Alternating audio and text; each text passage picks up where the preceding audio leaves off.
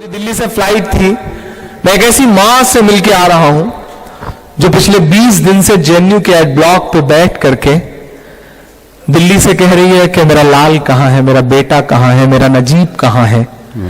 नजीब एक ऐसा बेटा जो जेएनयू में साइंस का स्टूडेंट था।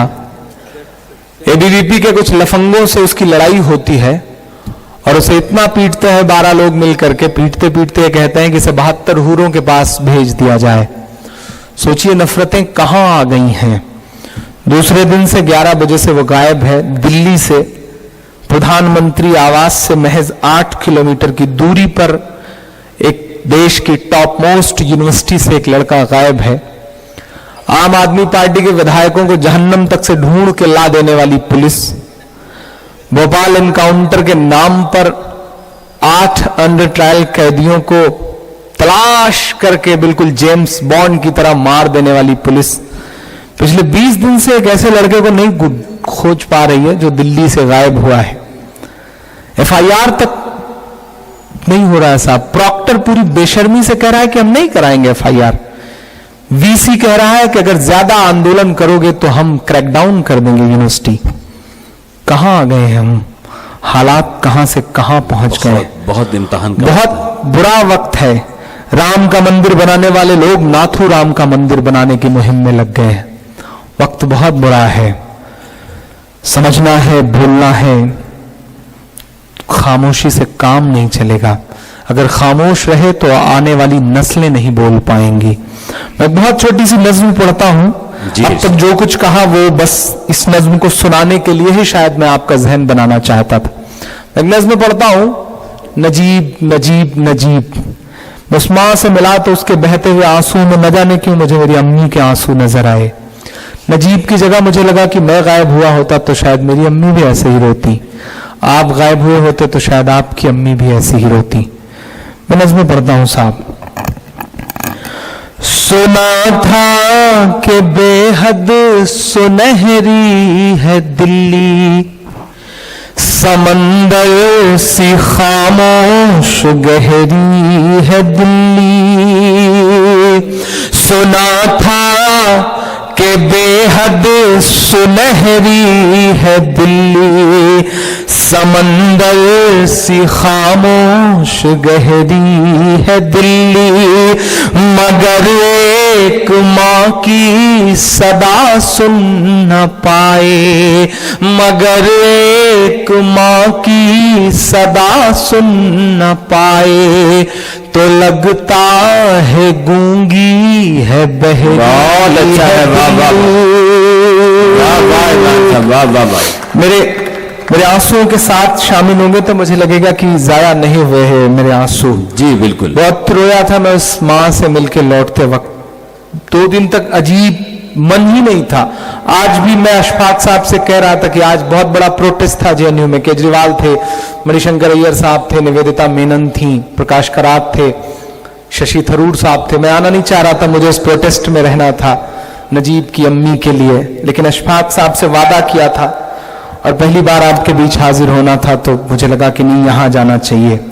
मैं पढ़ता हूं साहब।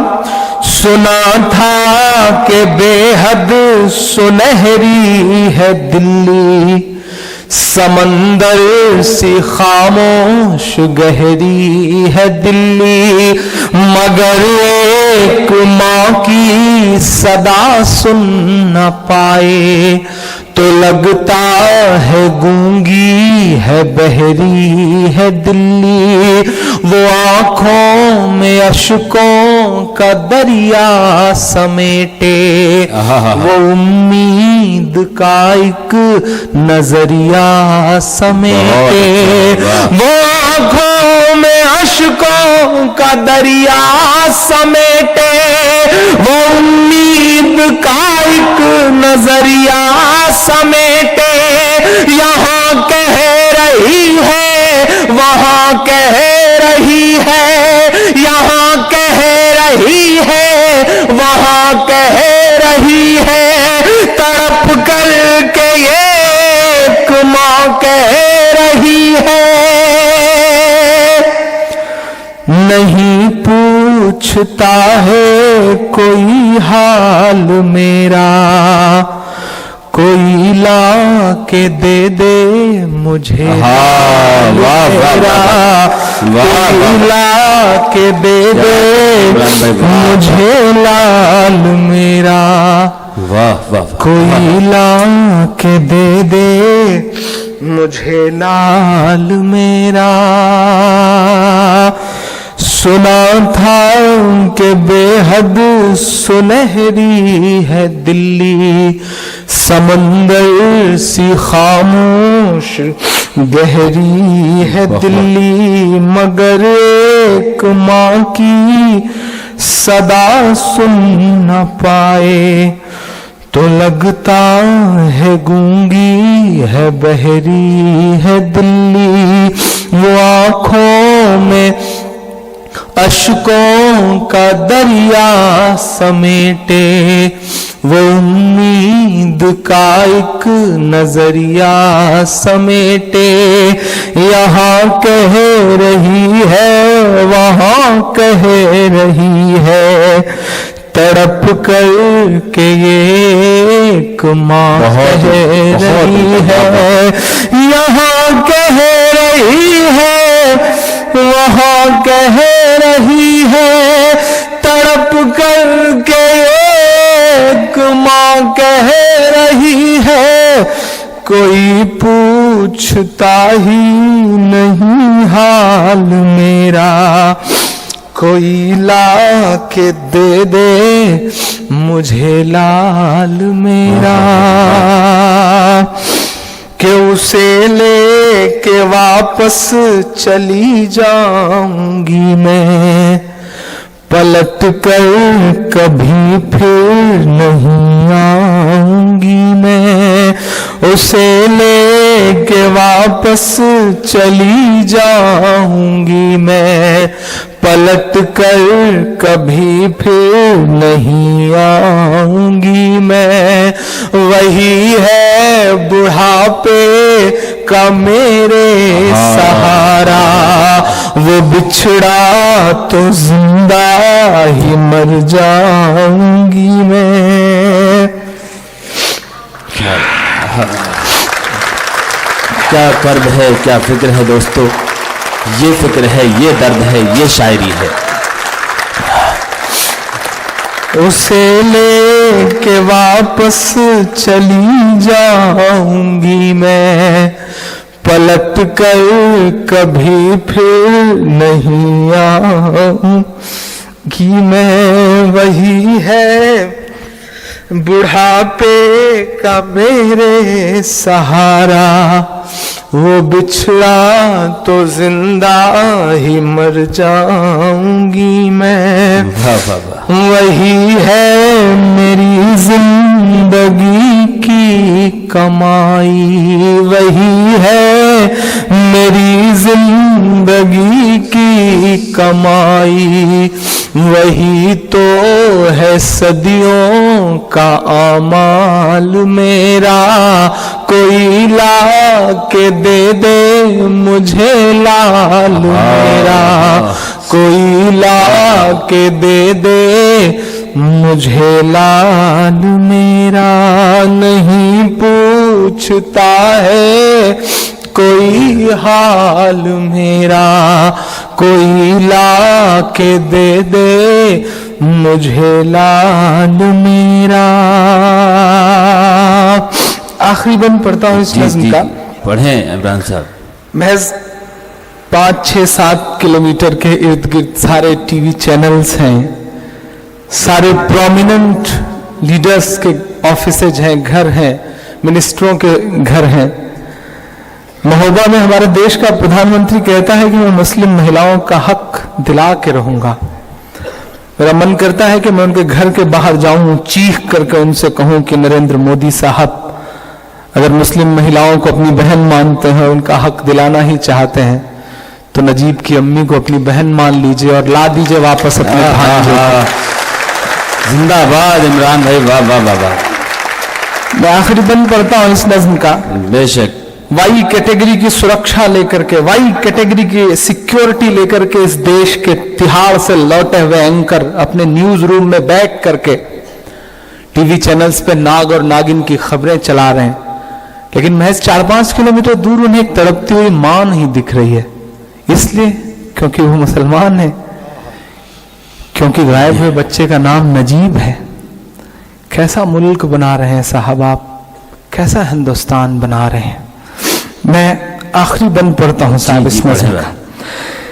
ये टीवी के अंकल कहाँ मर गए हैं, बयान करना होगा। वाह वाह वाह।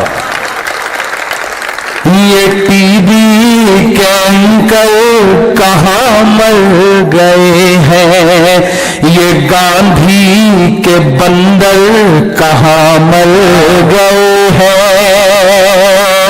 ये टीवी के अंकल कहाँ मर गए हैं, ये गांधी के बंदर कहाँ मर गए हैं।